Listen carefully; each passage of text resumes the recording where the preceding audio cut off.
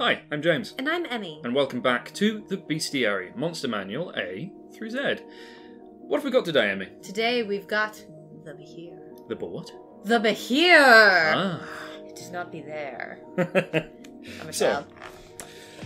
What does this cutie do? Well, he does a lot of things.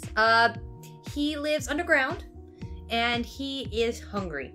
He is hungry a lot. Mm-hmm. You can find these slithering around the upper layers of the Underdark, but you can also find this guy crawling around in a cliff face.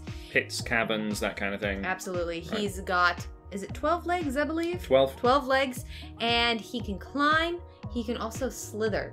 If he wants to move faster, he can actually put his legs to the side and slither like the little electric snake that he is. If you are fighting one of these guys, and if you come across it, they're not particularly aggressive, but again, they're hungry. They're ambush predators, really. They're like Absolutely. huge, aggressive snakes. Yeah, that can talk, but only in Draconic. And they have a pretty standard set of abilities. They're going to try to eat you, is going to be their main game. They behave in many ways, kind of like a little dragon, like a little young dragon. They have a breath weapon that recharges, which is lightning in this instance. And they have a grapple, they have a bite, and they can constrict you, which is also really fun. If they do grapple you, they can constrict you like a snake, and if you're swallowed, then you have a problem.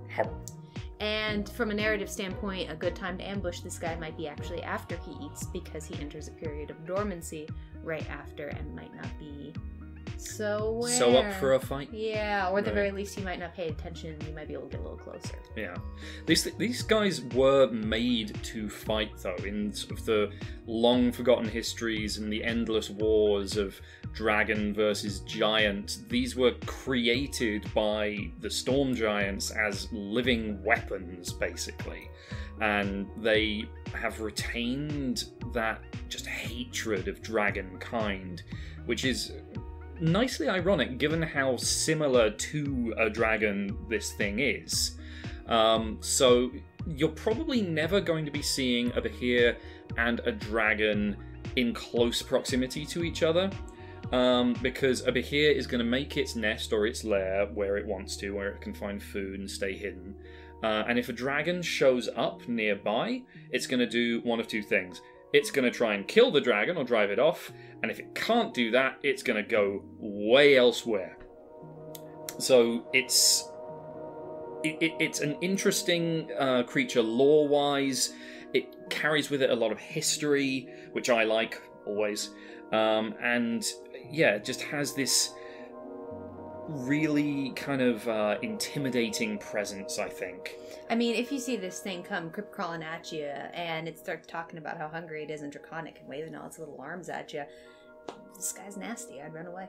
I'd run away too. Thank you for joining us this week on The Bestiary. Have you ever had a conversation about dinner with a Behir? I would love to hear it word for word down in the comments. Tell us about it below. Click here to subscribe, and click here to watch more Bestiary videos. Join us next week when we start talking about the almighty Beholder.